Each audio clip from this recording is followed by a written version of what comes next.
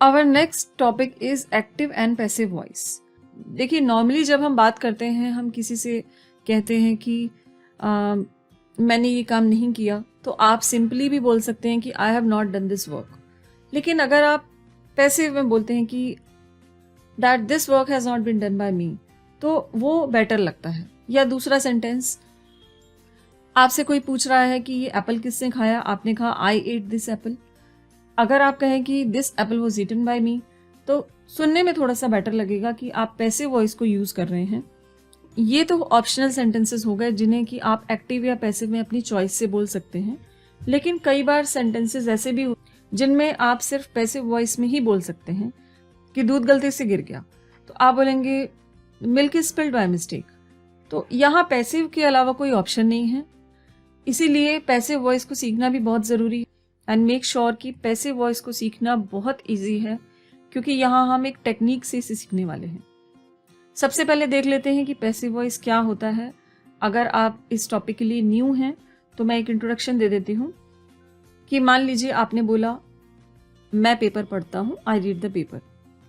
अब इस सेंटेंस में क्या है कि मैं एक्शन कर रहा हूँ, आई एक्शन कर रहा है, I read the paper, I subject हुआ।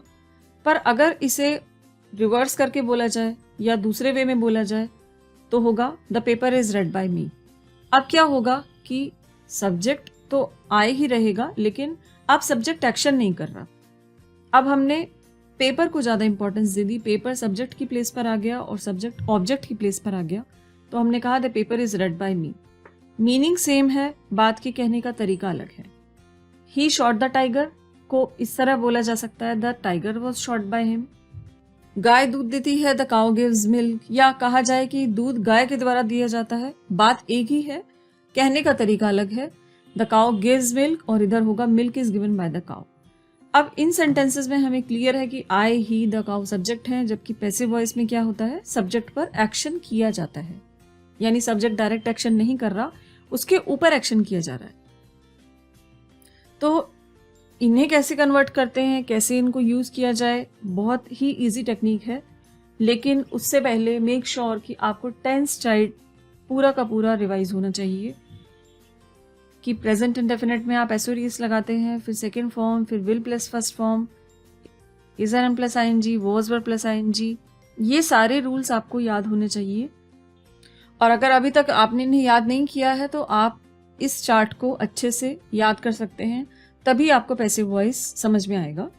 तो यहाँ जैसे प्रेजेंट इंडेफिनिट में एसओरीएस लगाते हैं, वर्ब की सेकंड फॉर्म, पास्ट इंडेफिनिट, और फ्यूचर में will plus first form, is are am plus ING, was were plus ING, will be plus ING, has have plus third form, had plus third form, will have plus third form, has have been plus ING, had been plus ING, will have been plus ING. अब खुद को एक clue दीजिए, जैसे मैं यहाँ पर थोड़े से क्लूज लिख देती हूँ, like she go to market. She go to market को आपको सभी टेंसेस में फास्ट कन्वर्ट करना है। इसकी प्रैक्टिस आप करिए कम से कम 10-20 बार, उसके बाद आप पैसिव वॉइस करिए। जैसे शी गो टू मार्केट का क्या होगा, she goes to market, she went to market, she will go to market, she is going to market, she was going to market, she will be going to market, she has gone to market, she had gone to market, she will have gone to market, she has been going to market, she had been going to market, she will have been going to market. तो बिना अटके ये नीचे जो clues दिए हुए हैं, आप इन क्लूज को नोट डाउन करिए और उनकी प्रैक्टिस करिए। उसके बाद आपको सभी टॉपिक्स बहुत इजी लगेंगे। तो आप पॉज करके पहले इन्हें याद कर लीजिए। अगर आपको अब याद हो चुका है तो हमें क्या करना है कि अगर इंडेफिनिट टेंस का कोई भी सेंटेंस है, मान लीजिए कि he bakes a cake, indefinite tense का सेंटेंस है, तो पैसिव में कैसे बनेगा? ये तो क्लियर है कि सब्जेक्ट और ऑब्जेक्ट अपनी पोजीशन चेंज करेंगे, सब्जेक्ट ऑब्जेक्ट की पोजीशन पे आ जाएगा, ऑब्जेक्ट सब्जेक्ट की पोजीशन पर आ जाएगा। लेकिन रूल्स क्या लगाएंगे? अगर इंडेफिनिट टेंस का कोई भी सेंटेंस है, जैसे शी बेक्स अ केक, तो उसमें आप हेल्पिंग वर्ब ले लेंगे प्रेजेंट टेंस की और थर्ड फॉर्म लगा देंगे। थर्ड फॉर्म तो सभी पैसिव वॉइस में लगेगी, इसको तो आप याद रखिए। तो आपने प्रेजेंट टेंस की हेल्पिंग वर्ब ले ली, is are am. She baked the cake होगा तो क्या होगा, was were plus third form आ जाएगा, पास्ट की helping verb, the cake was baked by him. अगर विल होगा तो विल में बस बी ऐड करना है, the cake will be baked by him. She decorates the house, तो उसका क्या होगा, the house is decorated bye her, she decorated the house was decorated bye her, she will decorate the house will be decorated bye हर। तो सिर्फ इस चीज का ध्यान रखना है कि वर्ब की थर्ड फॉर्म तो आप सभी में लगाएंगे, सिर्फ हेल्पिंग वर्ब आपको ऐड करना है और विल में बी ऐड करना है। अब कॉन्टिन्यूअस टेंस के एग्जांपल्स पे आ जाते हैं। इसमें आपको सिर्फ बीइंग ऐड करना है और कुछ भी नहीं, जबकि फ्यूचर कॉन्टिन्यूअस कभी चेंज नहीं होता। तो आपको बीइंग कैसे ऐड करना है, मान लीजिए कोई सेंटेंस है my mother is baking the cake, तो आप क्या करेंगे, the cake is being baked by my mother, the cake was being baked by my mother और नो चेंज। तो यहाँ पर सिर्फ और सिर्फ बीइंग को ऐड करना है। हेल्पिंग वर्ब वही है, was were is are am, सिर्फ बीइंग को हमने ऐड किया। अब परफेक्ट में क्या करेंगे, हम बीन को ऐड कर देंगे। और अगर परफेक्ट का टेंस है तो आपको सिर्फ बीन ऐड करना है। जैसे कि कोई भी सेंटेंस हुआ, she had baked the cake, तो आप उसको कैसे बनाएंगे, she will have baked the cake. तो आपने उसे कैसे बनाया, cake has been baked by me, या the cake had been baked by me, या cake will have been baked by me. And perfect continuous के लिए कोई चेंज नहीं है। तो हमें रूल्स को सिर्फ इतना ही याद करना है कि कॉन्टिन्यूअस में आपने आईएनजी ऐड किया और परफेक्ट में बीन ऐड किया। थर्ड फॉर्म तो आप हर जगह लगाएंगे ही, तो उसे याद रखने की जरूरत नहीं है। और प्रेजेंट में हेल्पिंग वर्ब के साथ लगाएंगे और पास्ट में उसकी हेल्पिंग वर्ब के साथ। तो अब इन सेंटेंस की आप सिर्फ प्रैक्टिस कर लीजिए।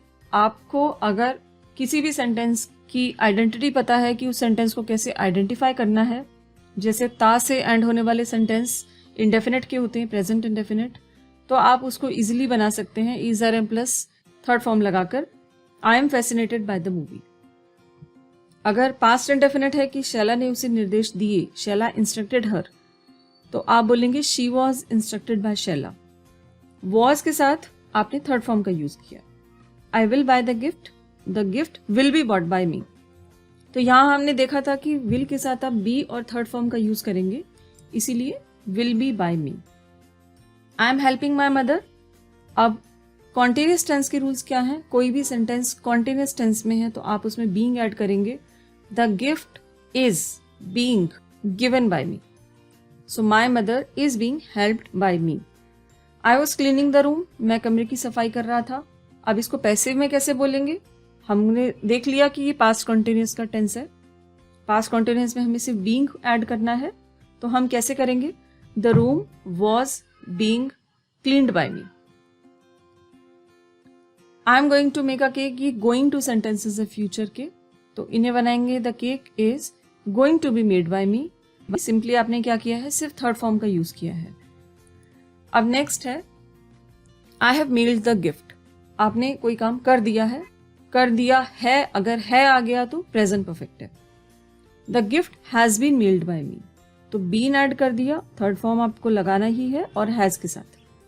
पास्ट परफेक्ट है, you had drunk the milk had been drunk by you. He will have return the parcel will have been return by him. तो फ्यूचर परफेक्ट में हमें क्या करना है, will have been plus third form. तो यहां पर भी will have been plus third form, इसका यूज हमको करना है।